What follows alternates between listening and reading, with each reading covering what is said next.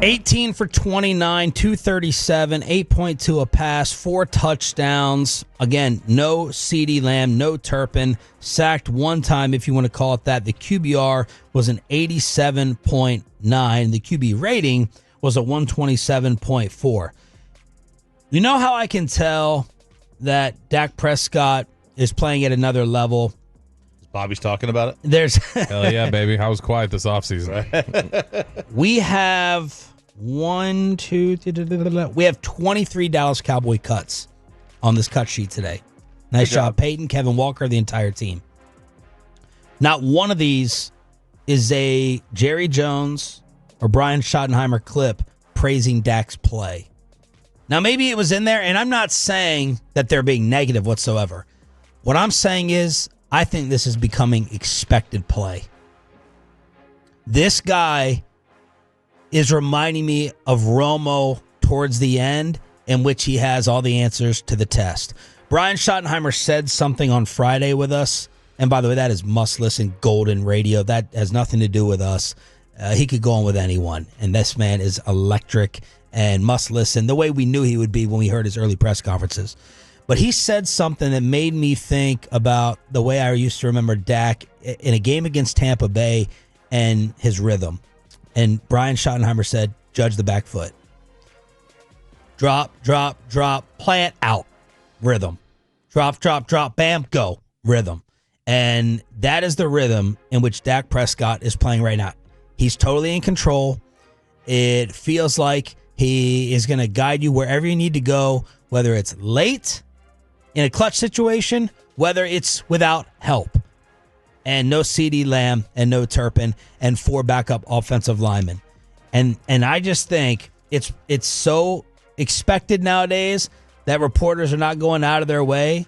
And maybe they did, Bobby. You were there. Were you there? Were you there? And it's just not on this cut sheet, but it's a good thing when it's taking us till 8 o'clock in the show to talk about Dak throwing for 4 touchdowns because he has been playing at this level. Yeah, and I mean, I can't remember if I know I put it in my email, but I don't remember if we actually said it on Friday. I know I said it during the pregame show. Dak is playing at a level that naturally I wasn't as concerned as I normally would be thinking they had 4 offensive linemen out. Because I saw what he did against Green Bay, and I saw the way he's playing and know, the kind of... That Micah game told me everything. Yeah. The whole PFF fight. I'm glad that I had this PFF fight. And I looked at Brian Baldinger and his tape breakdown, because that was masterful. That was artwork in quarterback play, speaking to your point of the sack being a quarterback stat. Because not every quarterback is not getting sacked by Micah Parsons because there's hesitation or not knowing where to go with the ball. The receivers have to be open as well. Receivers got to be open. But Dak Prescott owned that game. 4 years ago, that's a disaster game. Yeah, it is. Like it's not just another quarterback. The Falcon game? It's not just another quarterback. It's if that's Dak 4 years ago, he probably it's not as positive of a game. Yeah, I mean, there's and yeah, some quarterbacks just they see pressure. Especially as you get older, or if you're just a pocket pass, you get down, right? I'm not taking the hit, live to fight another day. Yep. But those same guys also, set protections, put the other players, the offensive line, shift the protection, the running back. Shift. Yep. So you make sure did I not pronounce the F? No, you did. Okay. Just thought it was close. But you make sure that the protection is where it needs to be, and then you go away from it. You got shift in your neck. I do, right? you gotta go away from it. It's like you throw, you move in the pocket to get away from that pressure. And that's what the great quarterbacks, especially as they get older, they really become sound at doing, and that's where he is. He's playing at a very high level now. And you said last week, throw $10 on it. The Cowboys are going to have to be a playoff team to win this money. But heading into the weekend from Bet Online, he was 66-1 to win MVP. The following quarterbacks were ahead of him. This was before the weekend. Josh Allen, that took a hit last night. Justin Herbert, it's like Bobby made these damn odds. They're so stupid. Mahomes, he's got one great game. They're just betting on tonight and moving forward with his weapons returning. Jordan Love, Lamar Jackson, that's over. Matthew Stafford, Jalen Hurts, no. Jared Goff, Baker Mayfield, Daniel Jones, Jaden Daniels, Dak, and Sam Darnold, to 1. Now you look at Dak's numbers today. Now, the numbers may not... I'm going to guess. I haven't even looked at his particular ones. I'm going to guess when you're about to read them off, they're not sitting there on top in all categories. It's really just watching him and the way that he's orchestrating everything. But the Cowboys' offense is number 1 in the NFL. Dak is second in the NFL in pass yards. Javonte second in rush yards. Pickens second in receiving yards. Ferguson second in receptions. Nick Harris was throwing out some of these numbers. Do you want to know where he is right now on MVP? 9th. So he went from 66 to 1 to 22 to 1. Now the guys ahead of him, he's at 22 to 1. Yep. Hurts at 18 to 1. That's okay. That's not happening. It's not going to happen with the way that they're throwing it. Goff at 16 to 1. Okay. Herbert at 15 to 1 still. That's not going to happen. Stafford at 14. Mayfield at 14. Jordan Love at 8.5 to 1. Mahomes at 6. And Josh Allen is just a tick over even money at plus 110. So basically even money. You should have gotten on it. If you got on it last week, you did great. If you didn't get on it, there's still value there. 22 to 1. I mean, you still throw $10 down. I mean, that's still $220. You know, you're still doing all right. He is the NFL leader in completions. He's the NFL leader in attempts. He's second in yards. He's third in touchdowns, and he's third in QBR. I mean, he's playing at a really high level. But yeah, this is going to be, you're entering a stretch here where you've got Carolina, Washington, Denver, Arizona before the bye week. I said going into the year, 7-3 was the number at the bye week. You had to be 7-3. Now with the tie, it's what, 6-2-1. Yeah, I mean, they'd have to go obviously undefeated. But I mean, if they're 5-3-1, you'll take it entering the bye, and they're coming out the other side with the Raiders. You feel like, all right, you've now put yourself in a competitive position. And look, their schedule's daunting in the second half. It doesn't look as bad as it did 3-4 weeks ago, where it's Philly, which is a tough team, but you've played with them. Kansas City, Detroit on the road. Detroit looks like a juggernaut right now. But then it's Minnesota, the Chargers, the Commanders, the Giants. It's not as intimidating as it looked a few weeks back. Minnesota doesn't look the same. That Daniel Jones is 25 to 1. Like that's some value there. Because I think if you were to look at it over the first 5 weeks, Daniel Jones probably the MVP right now? If you were to vote, I would have said Allen before last night. I would have thought Allen too. I think the thing with Daniel Jones, I would have said Jonathan Taylor. Because I mean, he scored 3 more yesterday. He's having a good not enough for Medford's fantasy team, but still nice for Jonathan. Yeah. You could vote Lamar based on how bad the Ravens looked yesterday with Cooper Rush. Cooper Rush threw 3 picks. Oh my gosh! But I mean, if you're Daniel Jones, he has gone out there and done tremendous, and he's put up good numbers, and they're not where they are. Sandler's so happy. Side texts me. He's like, our Daniel Jones take isn't looking that dumb. It took a lot of years for it to be. And by the way, Shane Steichen is the reason I'm firing Brian Daboll if I'm the Giants. Yeah. Shane Steichen's the one who should have Brian Daboll fired. You're the offensive genius. You're the Bill Belichick disciple. Why is Shane Steichen getting this out of this kid? And we forget about losing Saquon. That's not what hurts. It's losing Daniel Jones and having him doing this. Saquon wasn't going to do anything in a lose-now situation for New York. Dak, last 2 games, 556 and 8. I'm going to throw out a little mini topic. Brad Sham has already responded to it. I had a Tolo tweet me and say, should we have dealt someone like Lamb instead of Parsons? And again, this is one game reaction, right? We do this. But Dak, it's meaning to pay a compliment to Prescott in that he can make Ryan Flanoy, or you can score 40 points without CeeDee Lamb, and you have a Daniel Jones. You have a Josh Allen in MVP races without a true one. So my answer is still you keep Lamb and you deal Micah, especially with Micah and some of that stuff behind the scenes. I get the question, but I thought I'd throw that out there because they're trying to pay props to Dak. There's a replacement cost, with both positions, and you pay a $60 million quarterback to find the next CeeDee Lamb or the next whatever. Who's the kid who went to Cedric Wilson? Right, Dalton Schultz. Yep. So, but there also is, the pain of a defensive player of $47 million. Where if you go look, how many of the top 10 paid defensive ends have a Super Bowl right now? Like that, I don't know if that's a fair stat. I don't know. If I really don't know if that's fair. I honestly don't know if it is either. Everyone throws it out though. But it's like, all right, you would not see the top 10 quarterbacks in the highest paid. You would think not have been to a Super Bowl. Yeah. Yeah, but you also got to remember, like, the top 10 highest paid edge rushers. Like, for instance, in recent history, the team that's won all these Super Bowls the most in the last 5 years or whatever, it's Kansas City.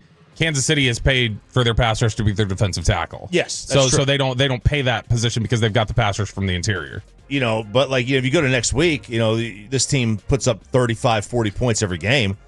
The over-under next week is only 49 against Carolina. Bobby, what do you think of just the fun hypothetical of Dak is good enough to do this? I was against the Jets.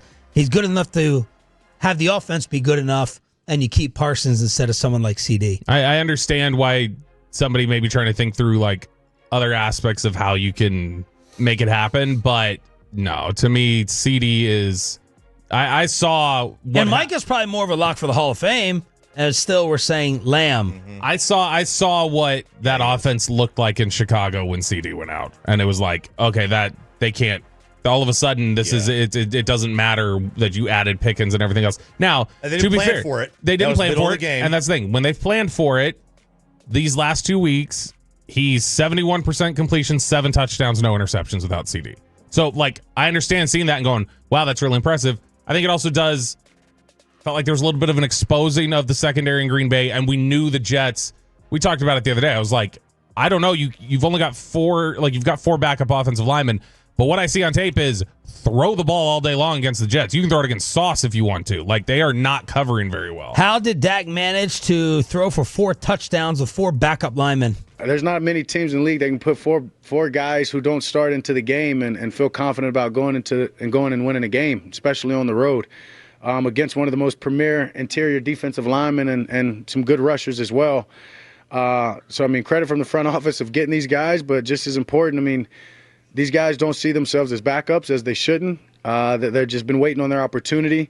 It goes back to April and OTAs all the way through minicamp of guys taking advantage of each rep that they've gotten and knowing that their time's going to come. Our OC Clayton says it all the time. If you don't like your position or if you're a little upset, you know that you're not the guy. Wait 10, 15 minutes. You never know. That's the way that this league goes. And those 4 guys and Flo and other guys showed that tonight that you just keep your head down, you keep working, you control what you can control. When your opportunities come, you don't have to look around, you can take advantage of them. And the TV broadcast actually said before the game that Dak told them, yeah, I've had the Great Wall, and we saw the documentary, DallasCowboys.com.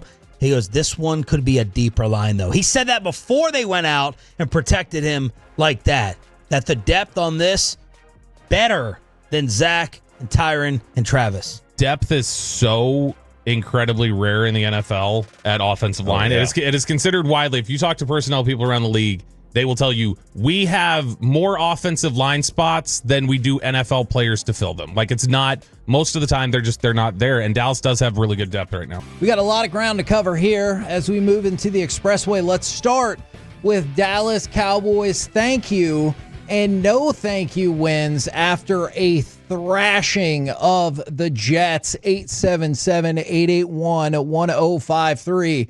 Do you want the no thank you notes? Because there's only a couple. Yeah. Go ahead and throw the no thank you notes out. Trayvon Diggs for the big Olay tackle on Breece Hall. That was part of him running for 22 yards on the play. You saw that, right? And then right after that, Dallas had too many men on the field to create a 3rd and 1. But I thought what was most fascinating about that is it went from 3rd and 5 to 3rd and 1. And I was like, just admit it was really closer to 3rd and 6. And that's why he changed it to 3rd and 1. Yeah, Trayvon Diggs flew through there and was like, nope. Kevin, I don't think it's becoming a problem because we've seen this through his entire history. Right. You just have to accept that is probably with Diggs at this because point? I look, but the thing is confusing because I thought there were a couple other plays where he was getting in on the contact. That felt like one though where he flew over the pile and he's like, "Yeah, I'm good." Yeah, It goes back to a couple weeks ago whenever he got Brandon Jacobs just destroyed him and he ran the wrong way and then made a big circle around himself. And you're like, what just happened, dude? And sometimes you've had the, hey, are you afraid of contact? Right. Are you Dion? And and whenever you're covering that great, they're like, hey, look, if you're doing that great in coverage, we'll let it slide. But then you got to be that good all the time, though. So, well, you know what, Kevin? No, thank you. You're right. All right. I have one more maybe controversial one. Jake Ferguson had an amazing day yesterday, so I'll let you decide. Is it either Dak for missing Jake Ferguson over the top on the touchdown, or, to be fair, go full speed the entire way, Ferguson, and I think he would have caught that ball? I think it's. I'll give Ferguson the no thank you for now. Okay. Because Dak's playing at such a high level. He is going to Ferguson a lot, though. Ferguson's benefiting, second in receptions in the league right now because of it all. So unbelievable. Had a multi-touchdown game. Yeah. Tremendous. Kevin, I guess we do need to add one other thank you note. I'm going to cut this off preemptively. No thank you to getting the penalty that forced Brandon Aubrey to hit the post on the extra point. Don't get that penalty, and he makes it. I was at training camp, and the first 4 kicks that he had, he missed. And that was Alec. He's not kidding about that. We were sitting there, and the ball was like zooming right over our head, and we're like, "The hell's going on over there?" It wasn't even close at times, Alec. Like, it was concerning. Oh, so he's human. Yeah. Okay. Maybe cool. he kicked it with a different leg just to try to keep things entertaining. Which one? Like Greg's? No, I meant. Never mind. This is going to get me what nowhere. Greg's nickname is, right? Nope. Greg the leg. Greg the third leg. All right. What, dude? You're not supposed to say that. Oh, okay. I think. My bad. My son just heard that song for the first time, and he was like, "Dad, did you hear about him?" And he was like, "This is hilarious." I was like, "Stop it." Yeah, no thank you to Brandon Aubrey, who missed an extra point. Extra points are like gimmies, all right? And he just Except missed for it. us yesterday. He just missed it. When we got the extra point, and then we were going to go for 2, and then we got a penalty and decided to go back to the extra point, and that still made it. But then on the other extra point, we got another penalty, and then I hit the From the post. 806, bring in the kicker competition? Question mark? No! I think that's a bit of No! an... You know what, Alec? Here, I'll say it. Overreaction. All right? Not reality. Kevin gets upset when we overreact. We say overreaction to everything, so... That's right. Maybe we should just say reality on this one to appease him. All right. But no thank you to missed extra points. Let's fix that. Thank you note to Ryan Flanoy for so many reasons, but also the fact that he can hear him on the Cowboys Hour tonight. What? Reality. Good. Good job. Good timing. And also, we should probably clarify this for some people. Thank you note to Justin Fields, not CJ Stroud. What do you mean? For now, you heard the same thing that I did. Don't have a clue what you're talking about. Yes, you do. You heard Stephen Jones say they kept CJ Stroud in the pocket. Justin Fields is now 0-26 in games where the opponent scores 21 or more points. 0-26. He can't score points. You're right. He can't. His offenses are not good, and that's very unfortunate. It looks like there's no consistency or fluidity in the offense that Justin Fields runs, and that is not. Kevin, I will admit I was very wrong about Justin Fields at this point. Yeah, I saw a lot of things that I really cosign, and he has not turned into the player I thought he would become. Alec, can you give me cut number 9? Because I believe this fella right here deserves lots of thank you notes for yesterday. Fields in the gun with a play fake. He's hit behind the line of scrimmage, and he is sacked. What a play that is by Fowler. Dante Fowler. Holy smokes. Talk about making up for lost time. I believe it was him who got the pressure on the very first play from scrimmage. Then Dante Fowler also had that third down pass deflection that ricocheted off the sky cam. And I want everybody, including Pro Football Talk, to shut up about how that play should have been called differently. If it weren't for the sky cam, the ball would have hung up in the air and it would have been a pick 6. So I don't want to hear, well, the rule says replay the blah, blah, blah. Shut up. That had no impact on the rest of the play except negatively for the Cowboys. And then in the second half, Dante Fowler had a play where he annihilated Breece Hall on a day where that did not happen a lot. And Sam Williams, bonus thank you note for him for registering a sack right after that. Kevin, you say deflection. It bounced off of his face mask. That is true. Was that an intentional deflection or an accident? I'm going to say that was an accident, but actually, I'll disagree that it's luck, because if not for his head, it looked like his hands were going to get to the ball. Like, his hands were right there. It just happened to drill him right in the face. But, like, I think it would have deflected off him either way. And by the way, before the close of the third quarter, Fowler had that sack, and then the Cowboys followed up by getting a holding call. Like, they drew a holding call, and I thought that was good, but you're right. That was a weird play. It drilled him in the face and then went off the sky cam. I'm a little curious about Fowler, because there have been a lot of question marks on where is he the last 4 weeks. We've been saying, whoa, hold on, what's going on with this guy? Was this just Eberflus finally saying, okay, I'm going to let you loose? Was it just the Jets? Was this Fowler saying, I've had enough? I really want to know where this came from. This is because you're right. This was a good game for him this weekend, and we had not seen anything like this leading up to. No. Agree with that. Alec, are there any thank you notes that you would like to throw out there? Yeah, there's one that I feel like he's just been so consistent this year that people aren't even really talking about him because we're almost expecting it subconsciously. Thank you note to Solomon Thomas. Man. Solomon Thomas has been everything that I imagined him to be and more. He has been so steady across that defensive line no matter what they ask him to do. He's been just as good sometimes as Kenny Clark in the run game, but he's created pressure in the pass game as well. He's doing everything without getting the marquee play that's going to make, everybody's Twitter highlights and stuff. But he's doing everything that I feel like I would expect a longtime veteran defensive tackle to do. He's really, really sound. And he made some impact yesterday, too. Is he your defensive version, maybe not perfectly, but kind of Javonte Williams in terms of, like, it was a run-of-the-mill signing. You're like, hey, you got this player for cheap because they were available and not a whole lot of other teams really wanted him, but damned if they haven't made an impact. Yeah, that's exactly it, where it's like, it's one of those moves that you look at it when it happens and you say, good, that's what they needed to do. They needed a body there, so they did it. And it's like, yeah, he's had good years in the past. He hasn't been amazing in the past couple seasons, but he's been consistent. He's been really good at that defensive tackle spot, which you just have not been the past few years. So it's almost like even just a string of consistency or just average at that position. Yeah. Can impress me at times, which I'll admit that's a downfall. But, it's nice to say that your defensive tackles are playing really good football in 2025. I believe it was in the second quarter, combo thank you note to Cooper Beebe, Dak Prescott, and Ryan Flanoy. So Dak Prescott saw the penalty flag, and apparently Cooper Beebe did as well, to go ahead and snap the ball. Hoffman? Hoffman. I'm sorry. Hey, thank you note to Cooper Beebe for whenever you do get back. Yeah, man, we miss you, buddy. Yeah, we do. Thank you for that.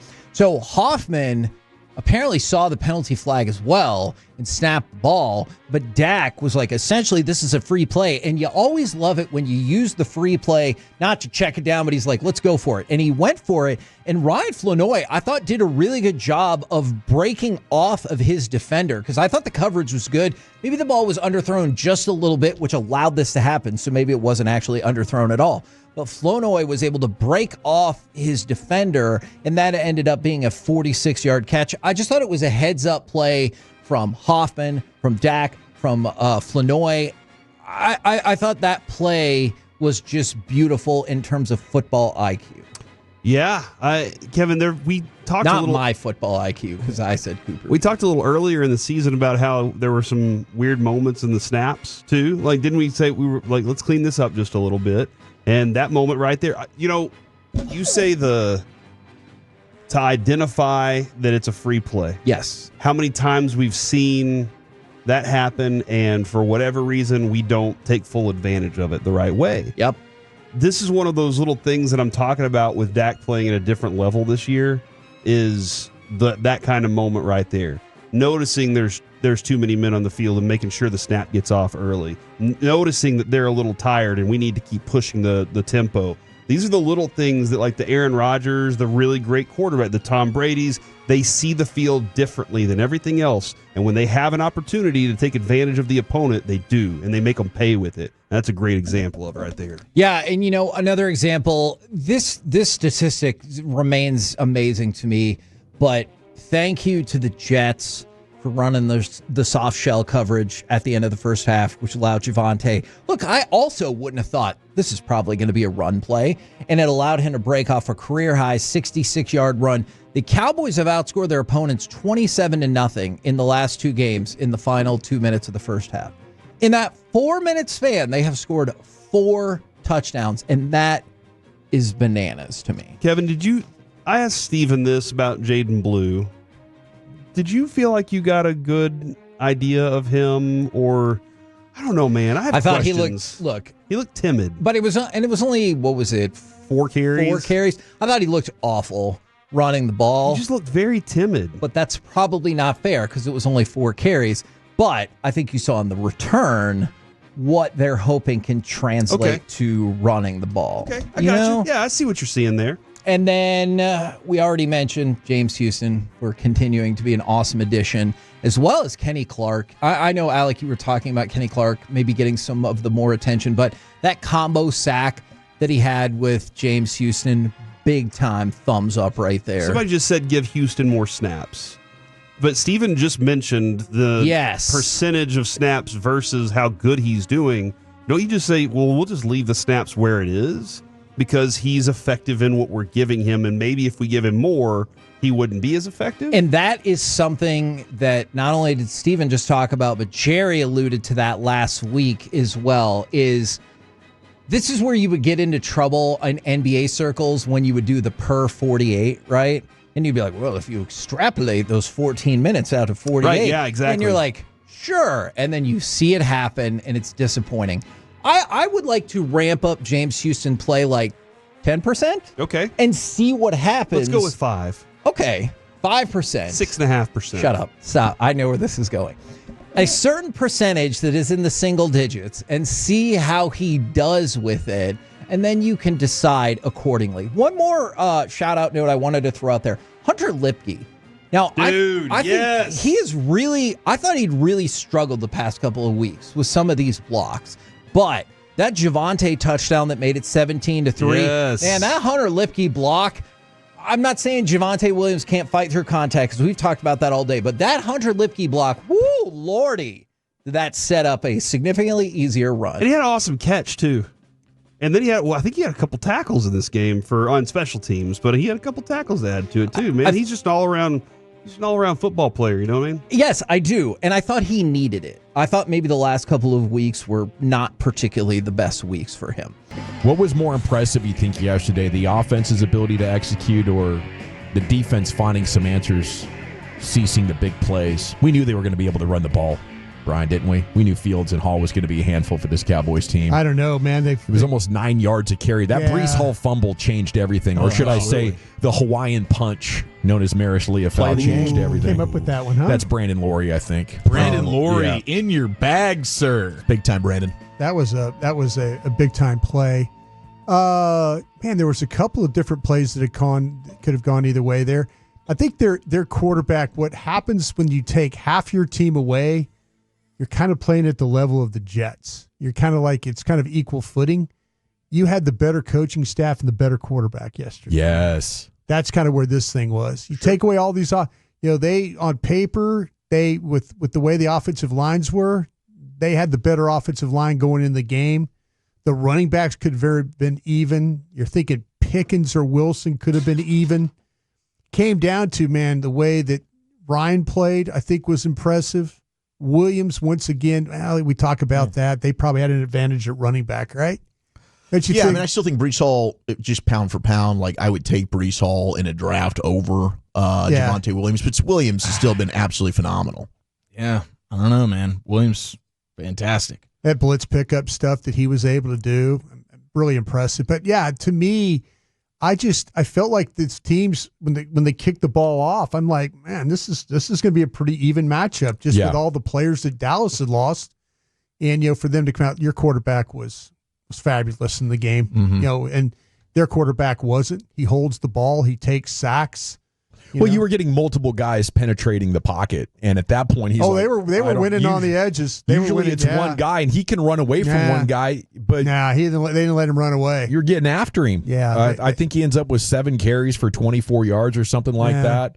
So I yes, but your point on that's what Dak does. I think he gives you a massive advantage against teams like that, and hopefully he can continue to play like that while you get healthy. I mean, 5 games in, Prescott's playing at a higher level than he ever has, and that wasn't even his best game. He just you wish you had that Chicago game back. They sucked that day. That's for sure. Yeah, those are going to happen. You're going to look back on that one and go, God dang it, what was? I mean, occasionally you're going to have a Josh Allen game like last night. He loses to Drake May, and Drake May had his Tom Brady game. Yeah.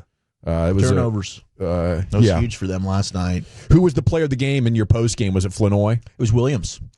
Williams was the player of the game. Javonte, that 66-yard run he had to set them up, and then the next play's a touchdown.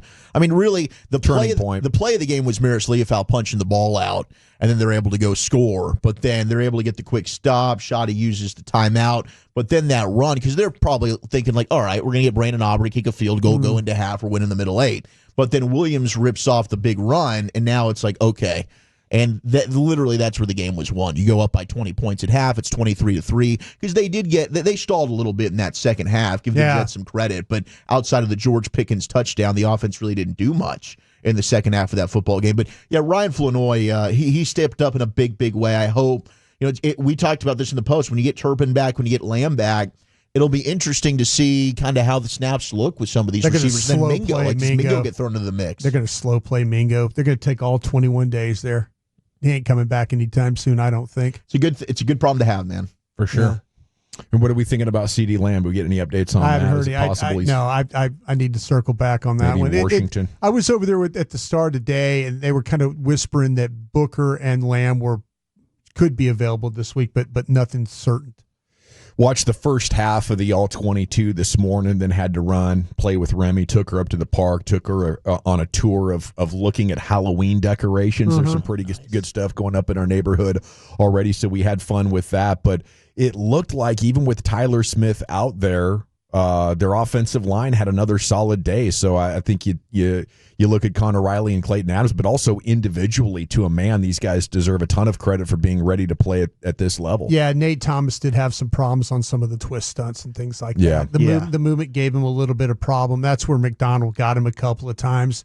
The ball that went across the field in the first drive, Dak did a great job of understanding that Thomas got beat quick. And so he just kind of shuffled his way to his right, and then that way he was able to get the angle he needed to throw that ball. But the Thomas I thought played well, but I know during the game we thought he was Larry Allen out there, and he wasn't Larry Allen. Mm-hmm. I mean, this is going to be it's nice to have this type of player. I think that they're probably going to stick with Guyton, and maybe incorporate him some more and some substitute stuff like they did in the Green Bay game.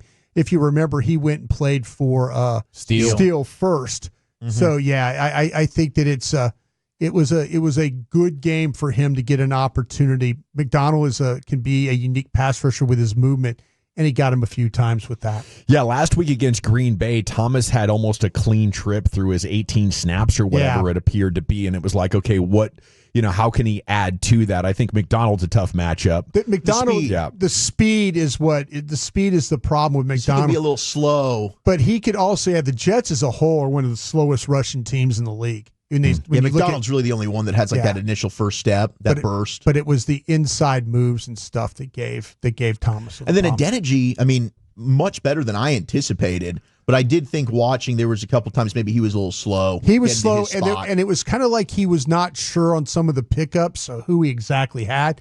Williams saved the day a couple of times. They put him up at the line of scrimmage, kind of as that sniffer guy, and he was able to kind of sort things out, and he did a really nice job of helping him kind of keep the front of the pocket clean. But Adeniji, there was a couple of times where he almost like he was blocking for a punt. where you try and get big in the hole and take two guys. He was kind of like, oh, who am I supposed to get? But just being a football player. But yeah, for a guy that, and I learned this yesterday, Chief, because you said it, or someone said it, that he was a starting guard of Christy Scales said it. He was a starting guard of the Super Bowl for Cincinnati. But he looked a little rusty that way playing. So does this change your evaluation of who they are in any way? Do you think they're more capable of overcoming adversity? Obviously, you take out worst case scenario, which was these injuries were going to bury you and you were going to look like a turtle on your back again.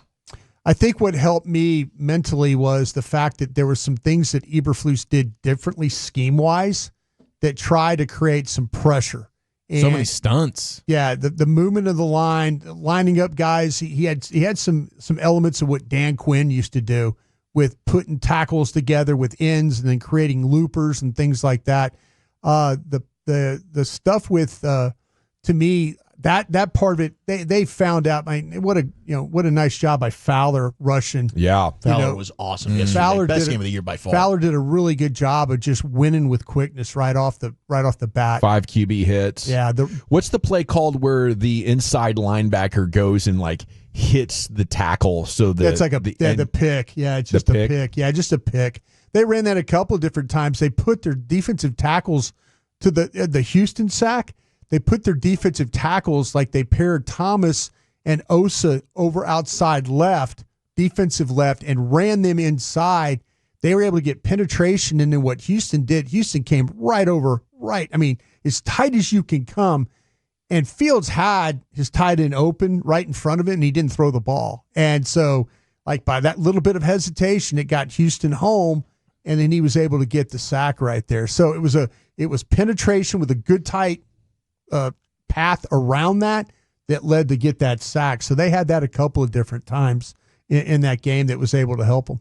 And, more Houston, better coverage, a better Dante Fowler. I think let me ask you guys this question. Houston, do you think they figured out that if they play him more than 40 plays, he loses his effectiveness? I think there is something to that. I think that when you look at the snap counts here, and I think that they also are very conscious of him as a run defender and thinking that's not really his game.